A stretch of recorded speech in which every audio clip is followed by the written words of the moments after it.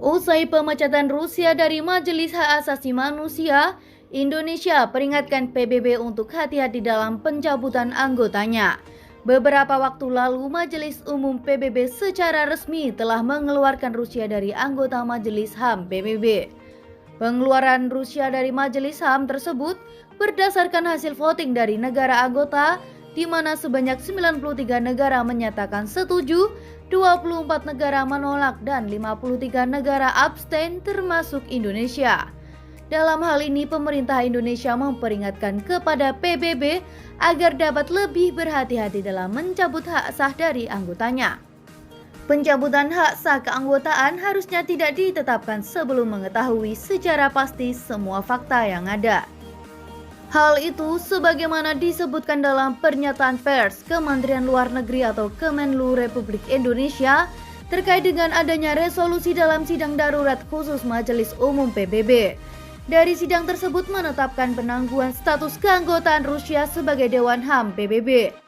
Menurut keterangan Kementerian Luar Negeri, pihak yang melakukan pelanggaran hak asasi manusia di Ukraina harus bertanggung jawab atas tindakannya dan dibawa ke pengadilan.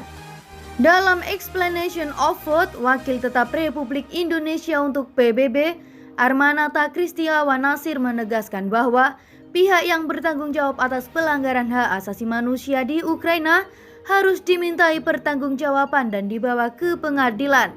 Demikian keterangan Kemenlu.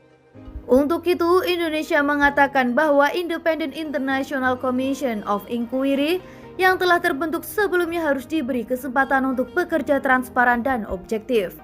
Selain itu, mereka juga harus melaporkan semua hasil temuannya.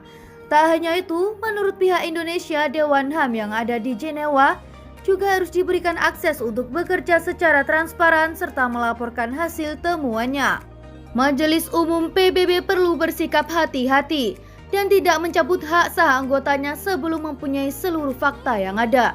Majelis Umum PBB tidak boleh menciptakan presiden negatif yang dapat menjatuhkan kredibilitasnya sebagai badan yang terhormat, terang Kemenlu. Kemudian, Indonesia juga mendesak kepada semua pihak agar menghentikan seluruh tindak kekerasan dan sekuat mungkin mengupayakan terwujudnya perdamaian melalui dialog dan diplomasi. Ini adalah cara satu-satunya yang dapat menghentikan penderitaan dan bertambahnya korban jiwa di Ukraina, sekaligus untuk mencegah semakin parahnya dampak perang ini dalam skala yang lebih luas, pungkas Kemenlu.